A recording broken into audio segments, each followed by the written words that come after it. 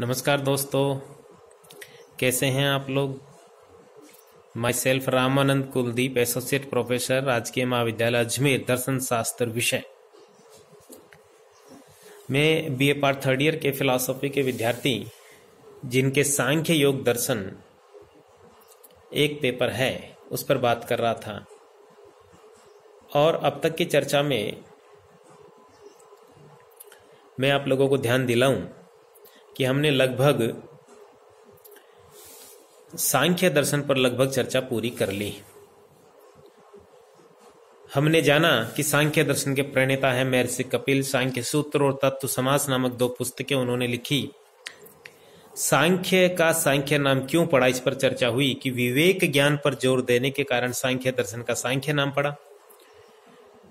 और अपवर्ग त्रिविध दुखों की आत्यंतिक निवृत्ति, जिसे हम सामान्य भाषा में मोक्ष कहते हैं, मोक्ष की प्राप्ति सांख्य दर्शन का लक्ष्य है और विवेक ज्ञान उस मोक्ष की प्राप्ति का माध्यम है। इसी को सांख्य दर्शन में त्रिविध दुखों की आत्यंतिक निवृत्ति भी कहा कि जो 3 दुख हैं उन तीनों दुखों की हमेशा हमेशा के लिए छुटकारा प्राप्त करना, ये सांख्य दर्शन का लक्ष्य है।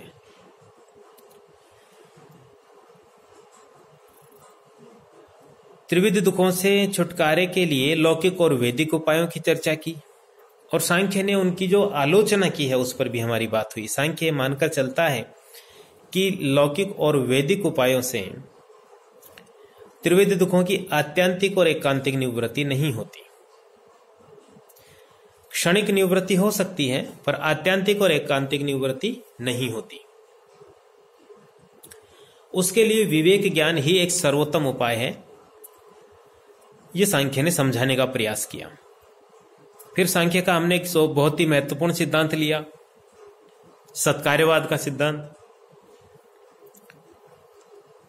जो एक कार्य कारण का सिद्धांत है जिस पर लगभग सभी भारतीय दार्शनिक अपनी अपनी दृष्टि से बात करते हैं। और हमने यहां पर सांख्य दर्शन को पढ़ाते वक्त भी एक तुलनात्मक स्टडी प्रस्तुत की थी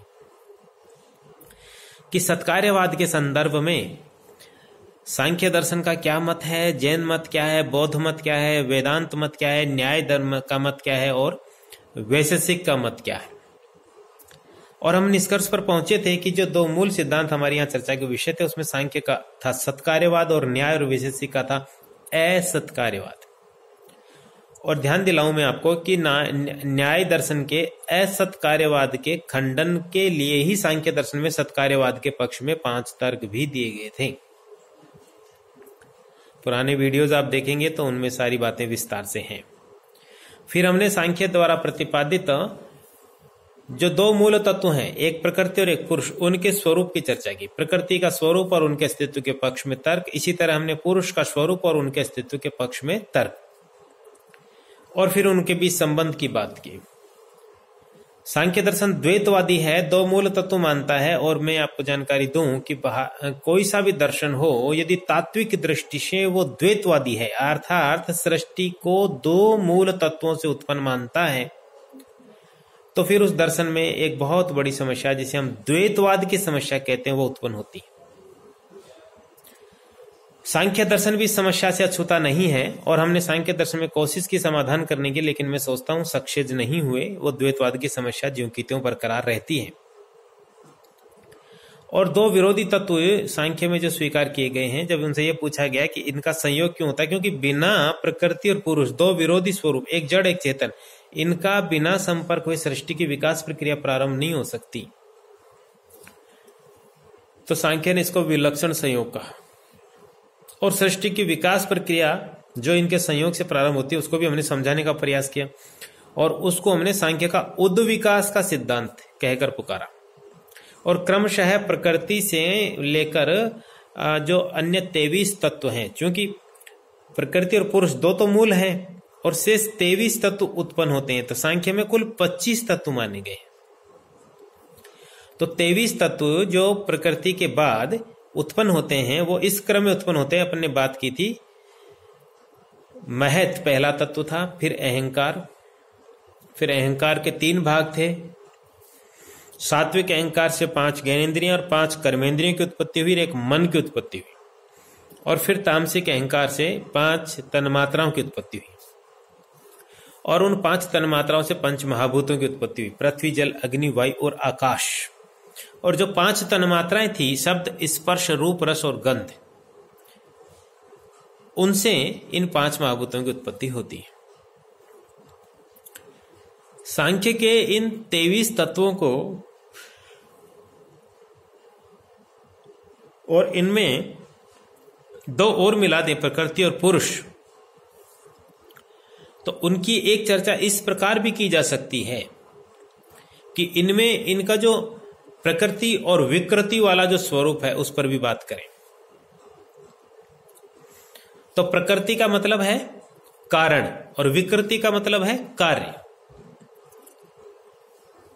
तो नंबर 1 पे हम ले सकते हैं ऐसे तत्व जो केवल प्रकृति है, मतलब जो केवल कारण है, अर्थात जो स्वयं किसी से उत्पन्न नहीं हुए पर बाकी संसार की सभी वस्तुओं को उत्पन्न किया या बाकी अन्य चीजों को उत्पन्न किया, तो केवल प्रकृति यानी केवल कारण।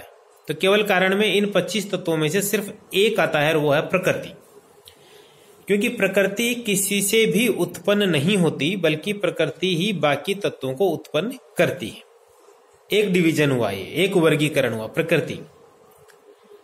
दूसरा है प्रकृति और विकृति दोनों, यानी जो कारण भी है और कार्य भी है।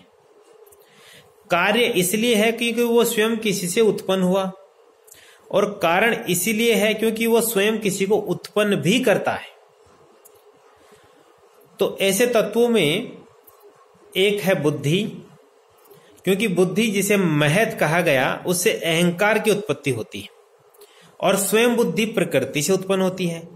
तो स्वयं उत्पन्न होती है महत बुद्धि, इसलिए कार्य, और अहंकार को उत्पन्न करती है इसलिए कारण। फिर अहंकार, चूंकि ये बुद्धि यानी महत से उत्पन्न हो रहा है इसलिए कार्य, और 5 ज्ञानेंद्रियां, 5 कर्मेंद्रियां, एक मन और 5 तन्मात्राओं को उत्पन्न कर रहा है इसलिए कारण भी हुआ। फिर 5 तन्मात्राएं, वो 5 तन्मात्राएं 5 महाभूतों को उत्पन्न करती हैं, तो स्वयं उत्पन्न हो रही है और 5 महाभूतों को उत्पन्न करते हैं, इसलिए वो 5 तन्मात्राएं भी कारण भी है और कार्य भी है। तो कुल 7 तत्व ऐसे हुए जो कारण भी है और कार्य भी है। उसमें एक है महत यानी बुद्धि, एक है अहंकार और 5 तन्मात्राएं। फिर कुछ तत्व ऐसे हैं जो केवल विकृति है, अर्थात वो स्वयं उत्पन्न तो होते हैं लेकिन उत्पन्न करते नहीं है। तो इसमें 5 ज्ञानेंद्रियां, 5 कर्मेंद्रियां, एक मन और 5 तन्मात्राएं, इन 16 तत्वों को रखते हैं। ये 16 तत्व सांख्य के अनुसार केवल और केवल विकृति यानी विकार है, कार्य है। तो नंबर 1 पे 1 था प्रकृति, नंबर 2 पे 7 थे और नंबर 3 पे हो गए 16, और नंबर 4 पे जो न प्रकृति है और न विकृति यानी जिससे न कोई कार्य उत्पन्न होता है और न ही वो स्वयं किसी का कारण है, यानी वो स्वयं किसी को उत्पन्न भी नहीं करता। तो ऐसा तत्व सिर्फ एक है जिसे सांख्य में पुरुष कहा गया। तो ये 24 तत्व जो सांख्य में थे, 25 तत्व, उनका इस तरह से एक वर्गीकरण सांख्य दर्शन में पाया जाता है। हमने इसकी भी बात की। तो सृष्टि की विकास प्रक्रिया का क्रम देखा, सृष्टि को उद्विकास का सिद्धांत भी कहा, सर्ग की प्रक्रिया भी कहा, और फिर अंत में हमने मोक्ष पर भी बात की।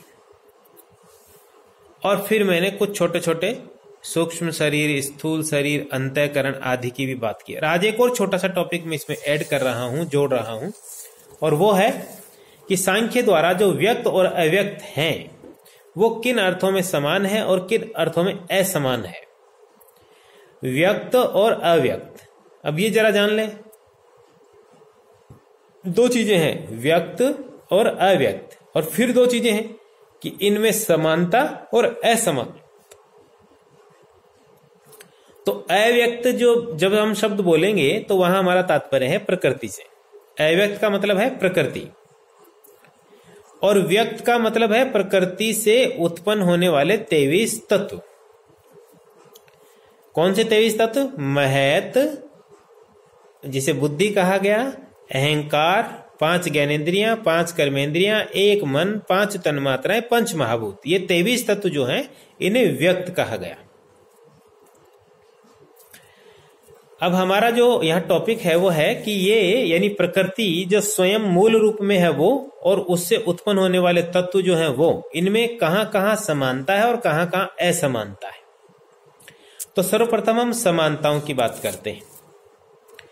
तो दोनों ही त्रिगुणात्मिका है, प्रकृति भी त्रिगुणात्मिका है और प्रकृति से उत्पन्न होने वाले सारे व्यक्त पदार्थ भी त्रिगुणात्मक हैं, सत रज तम।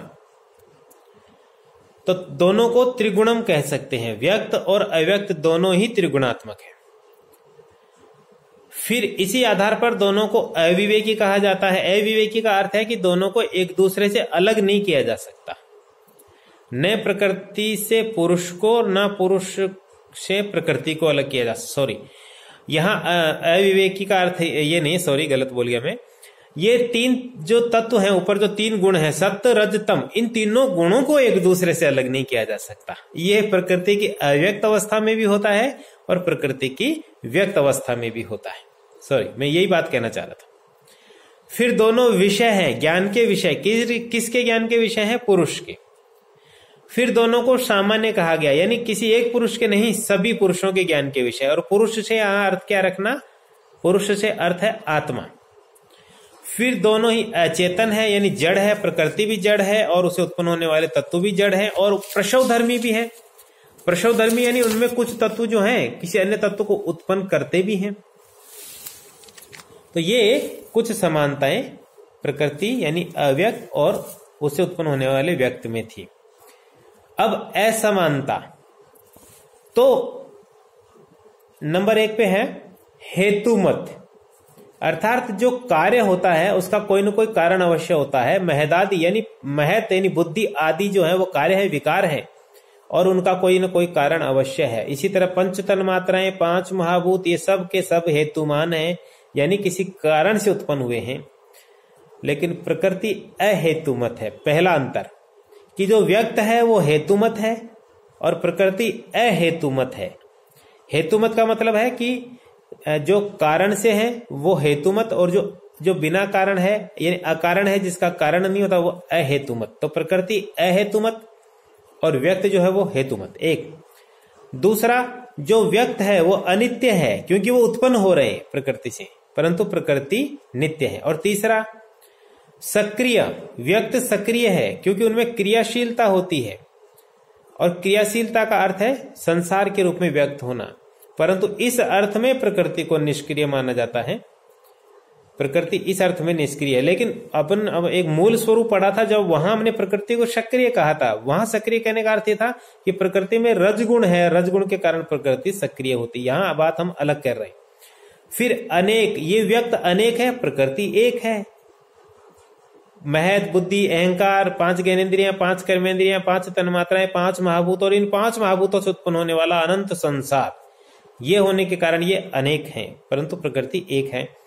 आश्रित हैं, ये सारे चूंकि अपने कारण से उत्पन्न हुए इसलिए अपने कारण पर आश्रित है, परंतु प्रकृति अनाश्रित है। प्रकृति अपने अस्तित्व के लिए किसी पर भी आश्रित नहीं है। और परतंत्रम, यानी जितने भी व्यक्त पदार्थ हैं ये सब अपने कारण के परतंत्र हैं, अधीन हैं, उसी से उत्पन्न होते हैं और उसी में मिलते हैं। परंतु प्रकृति चूंकि उत्पन्न नहीं होती इसलिए प्रकृति को परतंत्र भी नहीं कह सकते, प्रकृति स्वतंत्र है।